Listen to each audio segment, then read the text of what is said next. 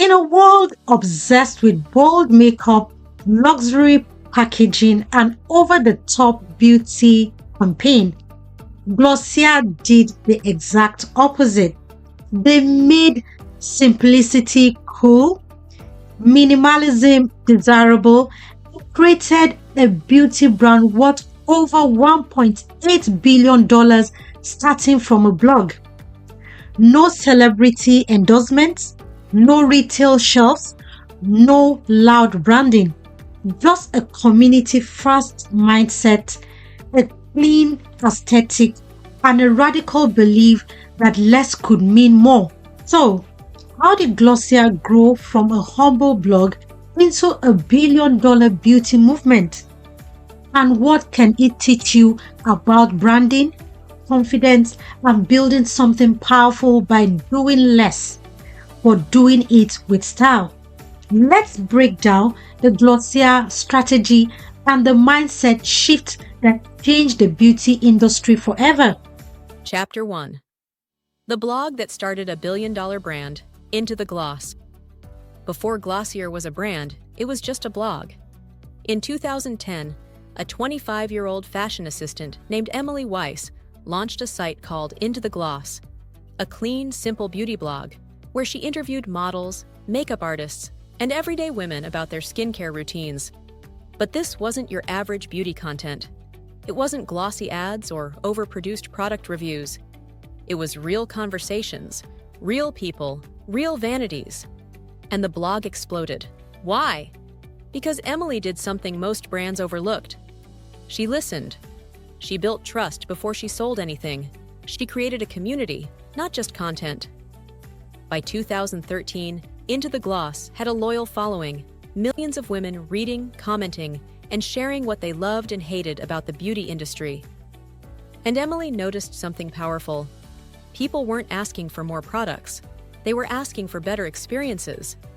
They wanted skincare that felt simple, makeup that felt real, packaging that didn't scream for attention. So she made a bold move. In 2014, Emily took everything she'd learned from her community and launched Glossier, a beauty brand built not by celebrity influencers or corporate trends, but by the people who were already using beauty every day. And it worked, because Glossier wasn't just another skincare line. It was a reflection of the modern woman, confident, effortless, and real. The first lesson: you don't need to go viral. You don't need millions of dollars in funding. You need a point of view and the courage to build with your audience, not just for them. Glossier didn't start with a product. It started with trust. And that trust became the foundation of a billion-dollar brand. Chapter 2. The mindset of confidence and simplicity. Less is more. If there's one idea at the heart of Glossier's success, it's this. You don't need to do more to stand out.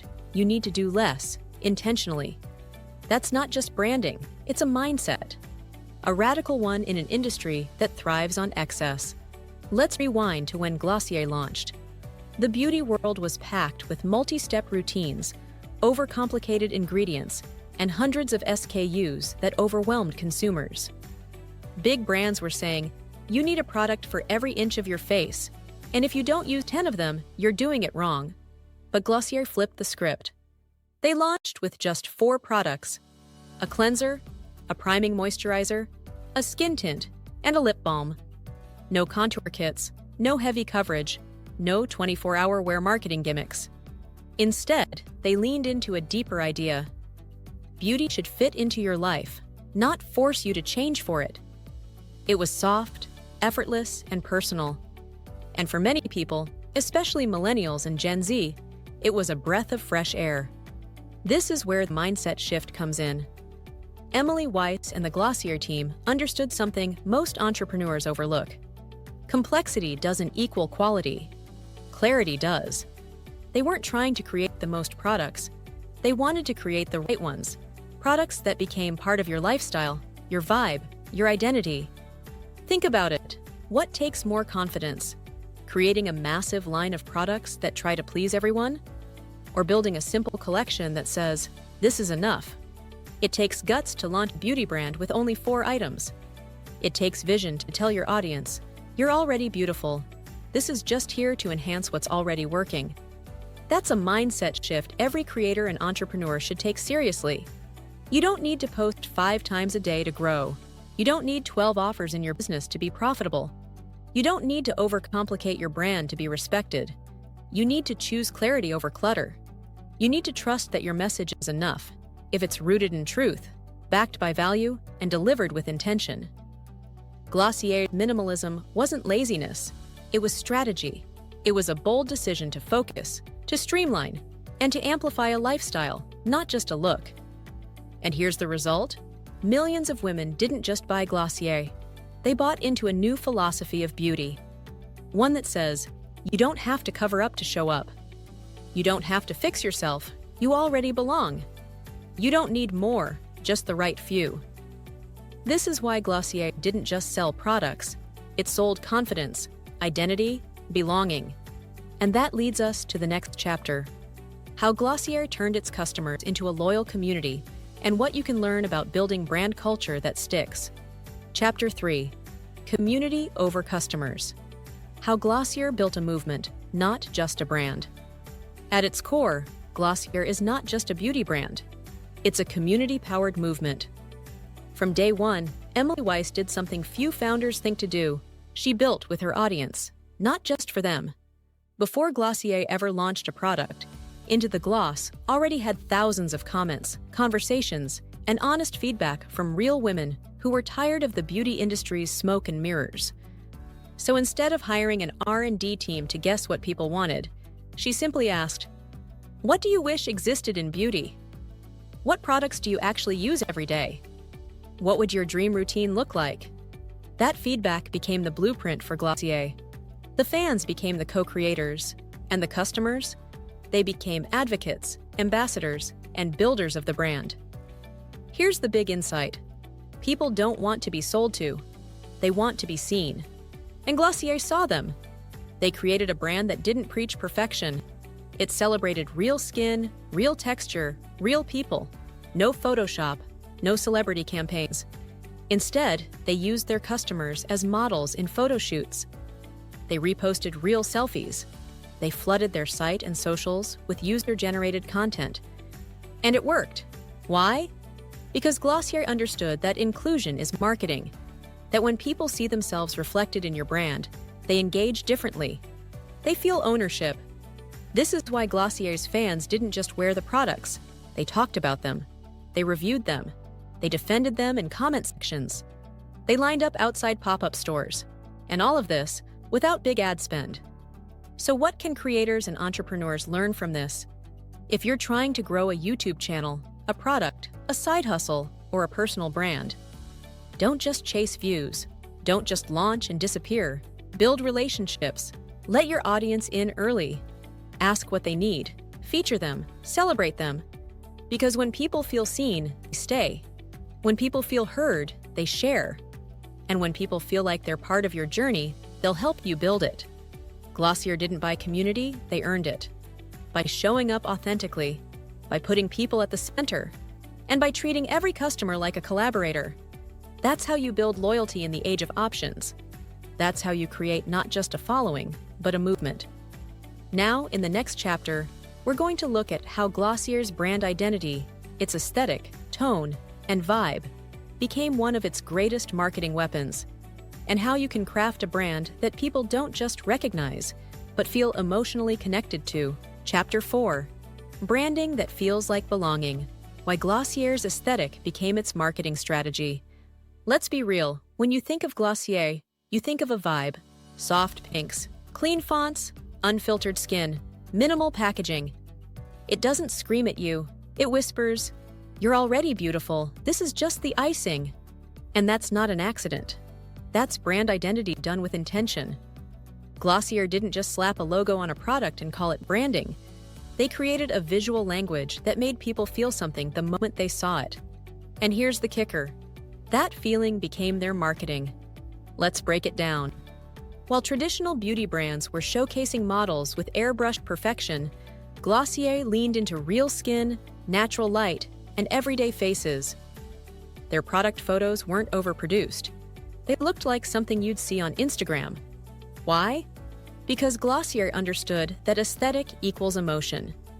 They wanted the brand to feel like your cool, confident best friend, not an intimidating expert, not a pushy salesperson.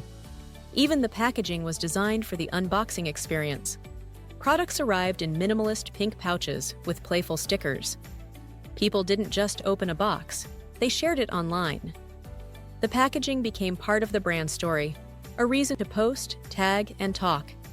That's branding that markets itself. But Glossier didn't just build a visual identity. They built a brand that mirrored their customers' lifestyle. The soft tones, the natural messaging, the clean design, it all reinforced the mindset behind the brand. You don't have to change to fit in. Beauty isn't about transformation, it's about expression. And that's the difference between a logo and a living brand. Glossier didn't just create products that worked, they created an experience people wanted to live in. So here's your takeaway as a creator or entrepreneur. If you want people to remember your brand, don't just think in colors and logos. Think in feelings, think in moments, think in reflection. Ask yourself, what emotion does my brand evoke at first glance? Does it reflect the people I want to serve? Is every touch point from product to packaging to social media telling the same story? Because when your audience doesn't just see your brand, but sees themselves in it, that's when you've won. And Glossier? They mastered that.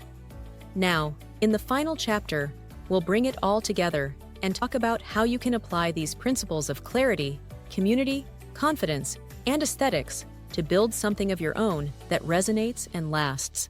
Whether you're a content creator, a brand founder, or someone with an idea, this next part is for you.